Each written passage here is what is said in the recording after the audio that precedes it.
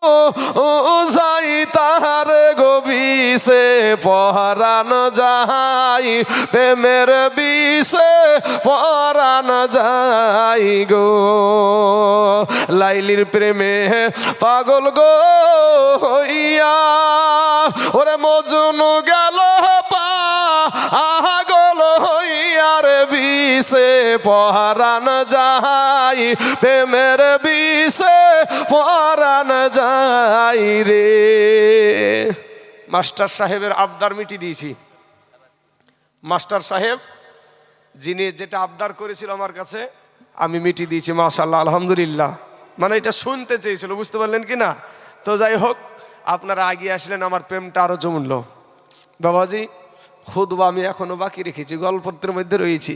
তো ছোট্ট আকারে একটু বলি, যেহেতু আল্লাহর শান নবীর শান একটু বলা দরকার। প্রথমেই নাহমাদুহু ওয়া নুসাল্লি আলা রাসূলিল কারীম, আম্মা বা'দ, ফাউযু বিল্লাহি মিনাশ শাইতানির রাজিম, বিসমিল্লাহির রহমানির রহিম।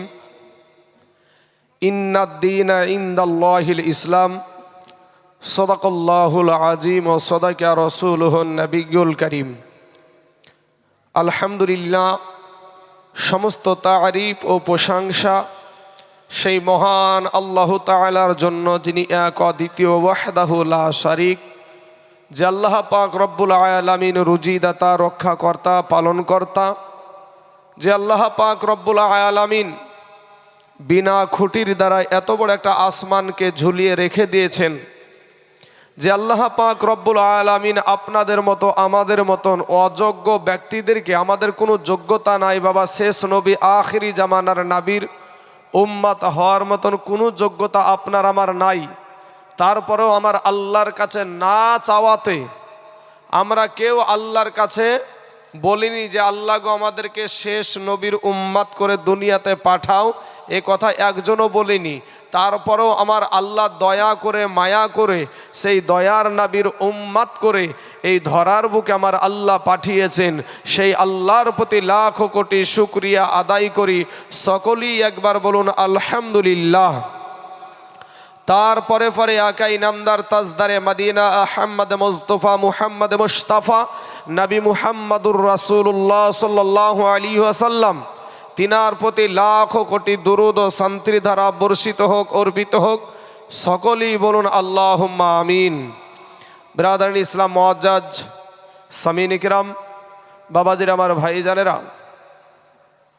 আজ আমি আপনাদের এইখানে আসার পূর্বে দেখলাম, এটা যেহেতু নদিয়া জেলা, বেশির অংশ আমার হিন্দু ভাইদের বসতিটা বেশি। তারপরেও বলবো যে যারা রাস্তায় ঘোরাফেরা করছে, আজকের দিনে বেশির অংশই মুসলমানের ছেলেরাই ঘোরাঘুরি করছে। বাজারে মেলাতে যে ঘোরাঘুরি করছো ভাই, তোমাদেরকে বলবো ভাই, তোমার বাবা মুসলমান, তোমার মা মুসলমান, তোমার 14 গোষ্ঠী মুসলমান, এরপরও ভাই তুমি গান বাজনা ওই সমস্ত মেলাতে ঘোরাঘুরি করছো। কবরে যাওয়ার আগে ভাই, কবর বড় কঠিন জায়গা, ফিরে এসো, তৌবা করো, আল্লাহর কাছে ক্ষমা চাও। আমার আল্লাহ অতি দয়ালু, রহমানুর রহিম। আমার আল্লাহর নাম গাফফার, আল্লাহর নাম হান্নান। এই নামের গুণে আমার আল্লাহ পাক আমাদের জীবনের গুনাহকে মাফ করে দেয়। জোরে বলেন সুবহানাল্লাহ। বাবাজি, আমার ভাই জানেরা, আল্লাহ পাক কোরআনে বলছেন ইন্নাদ দীনা ইনদাল্লাহিল ইসলাম, নিশ্চয় আল্লাহ পাকের কাছে সবচাইতে মনোনীয়, পছন্দনীয় ধর্ম হলো ইসলাম ধর্ম। জোরে বলেন সুবহানাল্লাহ। এখন এই ইসলাম ধর্মাবলম্বী জিনারা, তারা কারা? আমরা, তাই তো? ইসলাম ধর্মকে মেনে চলি আমরা।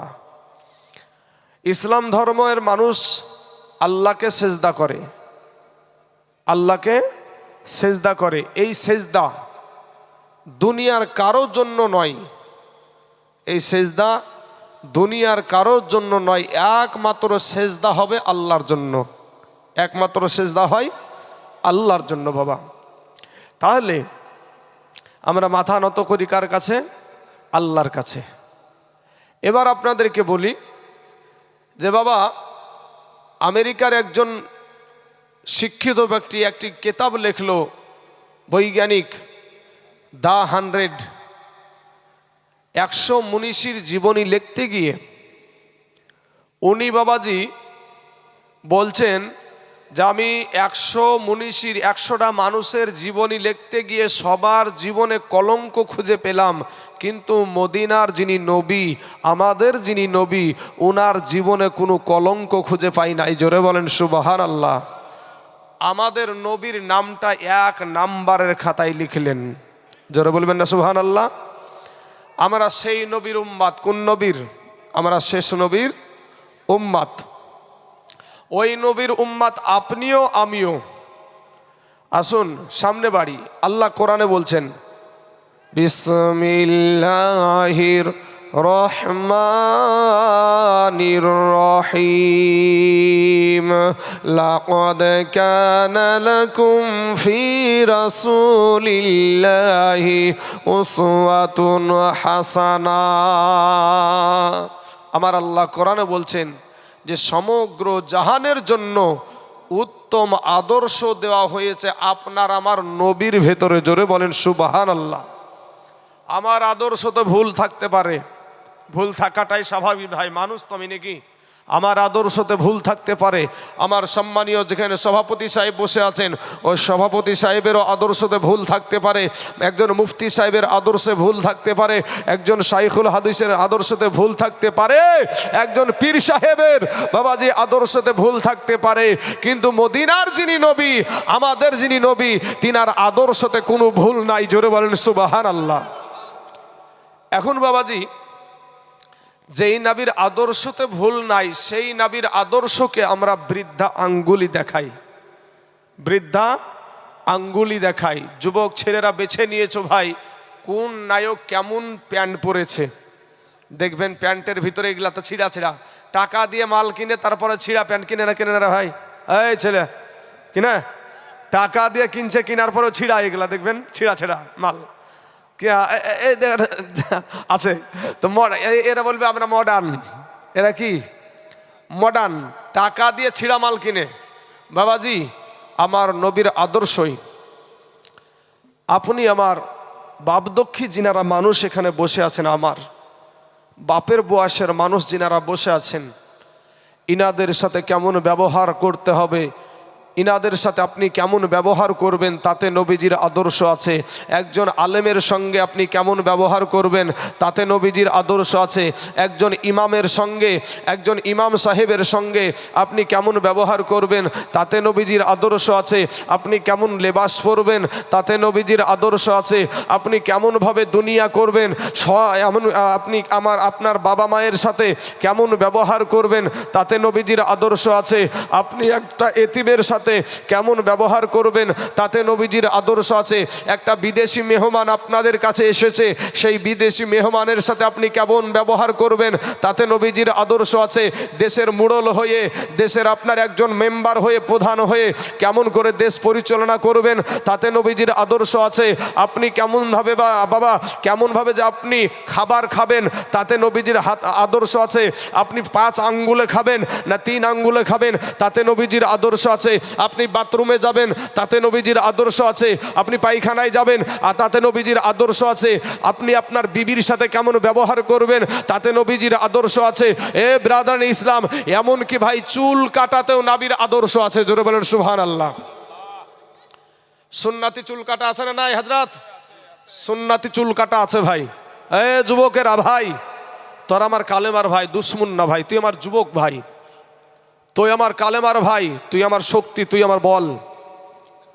যেই দিকে যুবক সেই দিকে কিন্তু বাবাজি কোন দিক দিয়ে যে উড়িয়ে চলে যাবে তার ঠিক নাই। হ্যাঁ যুবক ভাইয়েরা তোমরা শোনো ভাই, আমার যুবক ছেলেদেরকে বলছে ভাই রে, তোমাদের পা দুখানা আগায়া দাও, তোমাদের পায়ে হাত দিয়ে বলি ভাই কেউ মাস্তানি করিও না। তোমার চাইতে বড় মস্তান ছিল ফেরাউন, আল্লাহ সাইজ করে দিয়েছে ভাই। হ্যাঁ বাবাজি, তো চুল সুন্নাতি চুল কাটা আছে, বুঝলেন না? সুন্নাতি চুল কাটা আছে। কিন্তু আপনার ঘরের সন্তান, আমার ঘরের সন্তান দেখবেন সেলুনে যায়, যাওয়ার পরে সেলুনে গিয়ে বলছে যে সেলুনওয়ালা ভাই, নাপিত ভাই, আমাকে বান্দর কাট দেন, নাইলে হলুমান কাট দেন। মাথার ভিতরে ভাই এখন টিকটিকিও বানানো হয়, মাথার ভিতরে এখন টিকটিকিও বানানো হচ্ছে। দেখবেন আল্লাহর দেওয়া রং পছন্দ হয় না, কুত্তার লেজের মতন রং করিয়ে রাস্তায় একবারে ঢং করে মোটর সাইকেলে দিচ্ছে পিক আপ, আর নিজেকে খুব হ্যামসাম মনে করে। তুই কবরে যাইয়া দেখ বাঁশের লাঠি রেডি। হ্যাঁ মুসলমান ভাই, আমি বারবার অনুরোধ করব, যারা ভাই এখানে ওখানে ঘুরছো ভাই, তাদেরকে বলছি ভাই, ফেরাউন বলতো কি জানেন? আনা রব্বুকুমুল আলা, আমি সবচাইতে বড় আল্লাহ। জোরে বলেন নাউজুবিল্লাহ। এই ফেরাউনকে আমার আল্লাহ এমন ভাবে পানি খাওয়াইলো, বুঝতে পারছেন? পানিতে চুবাইয়া চুবাইয়া। আমেরিকান পুঁটি মাছগুলা যেগুলা আমেরিকান পুঁটি, ওর পেটটা বোধহয় ছোট নাকি রে ভাই, বড়। পানি খাইতে খাইতে একেবারে মনে হয়েছে মহিলাদের যেমন, মা বোনেদের যেমন পেটে বাচ্চা আসলে পেটগুলার আকৃতি আলাদা হয়ে যায়, ঠিক একেবারে ফেরাউনের পেট একেবারে সেই আমার আল্লাহ সাইজ করে দিয়েছে। নমরুদ, নমরুদের চাইতে তোমরা বড় মস্তান না ভাই। এই নমরুদ আল্লাহর সাথে যুদ্ধ করতে চেয়েছিল। আমার আল্লাহ ওর মতন ছলিমদ্দি কলিমদ্দি ড্যাড ব্যাটারি, ছলিমদ্দি কলিমদ্দি থাকলে বাবা রাগ করেন না, জানে কথার কথা বলছি এটা। হ্যাঁ, ওর মতন ছলিমদ্দি কলিমদ্দি ড্যাড ব্যাটারির সাথে আমার আল্লাহ যুদ্ধ করতে আসবে? আমার আল্লাহ নিম্নমানের একটা সৃষ্টি পাঠাইয়া দিলেন, মশা। মশা, এই মশা পাঠিয়ে দিয়ে সবকে সাইজ করতে করতে একটা ন্যাংড়া অসুস্থ, একটা ন্যাংড়া অসুস্থ রোগ আক্রান্ত মশা বাবাজি ই বলছে, আল্লাহ গো আমার জন্য তুমি কাউকে রাখোনি, আমার জন্য তুমি কাউকে রাখোনি। তখন বলছে তোর জন্য প্রধানমন্ত্রী আছে, মানে ওই নমরুদ। ও যায়া লুকায়া আছে, যায়া বাবাজি আল্লাহর ইশারায় মশা যায় বসেছে কপালে, যেমন মারতে যাবে কি ভনাত করে উড়িয়ে গিয়ে লাকের ভিতর দিয়ে মাথার মগজে। আর বলেন তো ভাই, মশা যদি আপনার আমার শরীরে বসে, ইঞ্জেকশন দেয় না চুমিয়ে খাই রে ভাই? নিশ্চয় ইঞ্জেকশন দেয় নাকি? তো মগজ যখন ভাই ইঞ্জেকশন শুরু করেছে, বুঝতে পারছেন না ভাই? মনটাকে ভারী করে রাখেন না ভাই। আমি বিদেশি মানুষ, আপনাদের দেশে এসেছি। মুখ যদি ভারী করেন তাহলে মনে হবে যে আপনারা মনে হয় কথা শুনে রাগ করছেন। হ্যাঁ বাবাজি, তো এই যখন ইঞ্জেকশন শুরু করেছে, মগজ একটা সূক্ষ্ম জিনিস তো ভাই নাকি গো?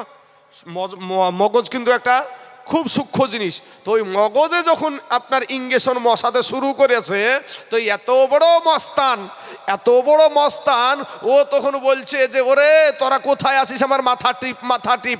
এই মাথা টিপতে টিপতে আর একবার বলছে মাথায় মার, মাথায় আর একবার মারতে মারতে তারপরেও যন্ত্রণা থামে না, আর একবার বলছে জুতিয়ে দিয়ে মার। আর যেমন বাবাজি জুতিয়ে দিয়ে ঝাড়িয়েছে, সাথে সাথে বন্ধ হয়ে গেছে। বলছে এটাই আমার ওষুধ। কি ওষুধ ওটা? ওষুধটা কি ভাই? আর জুতার বাড়ি, খুব সম্মানীয় জিনিস নাকি ভাই? হ্যাঁ, আমেরিকার ডোনাল্ড বুশকে দিয়েছিল এক সাংবাদিকে, বলছে আপনি মাইন্ড করলেন কি? বলছে ডোন্ট মাইন্ড, কোনো মাইন্ড টাইন নাই। বাবাজি আমার সোনামানিকেরা, তাহলে ভাই আমি আপনাদেরকে বলবো যে আপনারা কেউ এখানে, আমরা কেউ ফেরাউনের চাইতে বড় মস্তান না, নমরুদের চাইতে কেউ বড় মস্তান না, আবু জেহেল আবুল আহাবের চাইতে বড় মস্তান না। এ মুসলমান আল্লাহর গোলাম, ফিরে এসো ভাই, তৌবা করে আল্লাহর কাছে ক্ষমা চাও। তোমার আল্লাহ, আমার আল্লাহ আমাদের জীবনের গুনাহকে মাফ করে দেবে। জোরে বলেন সুবহানাল্লাহ। আর একটা কথা আপনাদের সম্মুখে বলেলি, বক্তব্যের বাবাজি শুরুতে এগুলো গুছিয়ে নিতে হয়। মানুষের কিছু টাকা হয়ে গেলে ভাই এই সমাজকে ভালোবাসে না, মাদ্রাসা মসজিদ, হ্যাঁ এইগুলাকে কিন্তু ভালোবাসে না। দেখবেন দূরে দূরে থাকে, এরা ভাবে আমার এই টাকাতেই বোধহয় আমাকে দুনিয়াতে রাখবে। আর আমার আল্লাহ কোরআনে বলছে কাল্লা লায়ুম বাজান্না ফিল হুতামা, কখনো নয়, তোমাকে এই দুনিয়ায় একদিন ছাড়তেই হবে। তা যার যতই এই দেশে, এই রংপুরে যার যতই কোটি টাকা থাকুক না কেন বাবাজি, বাবা আমি এখানকার ভাইদেরকে বলবো, ভাই সাদ্দাদের চাইতে এদের টাকা বেশি আছে। হ্যাঁ, সাদ্দাদ নিজে জান্নাত বানিয়েছিল, বুঝতে পারলেন না? সাদ্দাদ নিজে জান্নাত বানিয়ে, তারপরেও আল্লাহ ওকে আর জান্নাতে যেতে দেয়নি, আল্লাহ ওকে আর জান্নাতে যেতে দেয়নি। আল্লাহর সাথে পাঙ্গা। বাবাজি কবি বলছেন, কোটি টাকার মালিক দেখো, কোটি টাকার মালিক দেখো, এই অভাব হয় না দূর, আর গরিবী ঘুমায় আরাম করে মনটা বাহাদুর। ফেরাউনের লাশটা দেখো, ফেরাউনের লাশটা দেখো, মিশর জাদু ঘরে, খাই না মাটি পোকা মাছি সবাই ঘৃণা করে। ভাই বড় মোবাইল আছে না, এই বড় মোবাইলে আপনি গুগলে যে একবার বলেন মিস্টার ইবলিস শয়তান ফেরাউনটাকে দেখাও তো, সাথে সাথে একবার দেখবেন মমির মধ্যে একবারে দাঁড়া সাপের মতন ষাট হয়ে পড়ে আছে। মাটিতেও খায় না ভাই, পানিতেও নেয় না, মশাতেও ছয় না, মাছিতেও ছয় না। কারণ কি? আল্লাহ এবং আল্লাহর নবীর সাথে মাস্তানি। আর একটা কথা আপনাদেরকে বললাম যে কোটি টাকার মালিক দেখো অভাব হয় না দূর, গরিব ঘুমায় আরাম করে মনটা বাহাদুর। আপনারা বলবেন মৌলভী সাহেব কি বলছে, যার যত টাকা আছে সে আরামে আয়েসে কাটাচ্ছে। না ভাই, যার যত টাকা আছে তার তত দুশ্মনও আছে ভাই। যার যত টাকা তার তত দুশ্মন, এটাই মনে রাখবেন।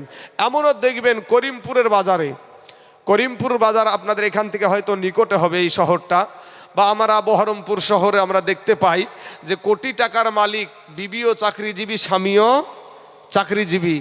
এই বেটার বাবাজি এর কপালে ভাইরে ওর বোর হাতের খাবার জুটে না, ওর বিবির হাতের রান্না করা খাবার ওর কপালে জুটে না।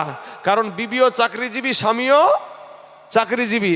আপনাদেরকে যদি এখন প্রশ্ন করি, যারা বিবাহিত ছেলে, আপনারা কার হাতে রান্না করা খাবার খেয়ে এসেছেন? আমার মনে বলে 100টার ভিতরে 95টা মানুষ বলবে যে আমাদের বিবির হাতে রান্না করা খাবার খেয়ে এসেছি ভাই, ঠিক না? তাহলে কিন্তু ওই কোটি টাকার মালিকের কপালে আর বিবির হাতে রান্না করা খাবারটা জুটে না। কার হাতের খাবার খায়?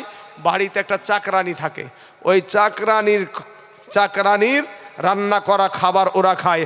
আর আমাদের মোহাব্বত করে আমাদের বিবি আমাদের জন্য রান্না করে, সেই খাবার আমরা খাই। চলুন সামনে বাড়েন। এরপরে দেখবেন বৈকালবেলা হলে পার্কে, বহরমপুর শহরে দেখি আমরা যে বাজে পার্ক একবারে লোড হয়ে গেল, স্কোয়ার ফিল্ড লোড।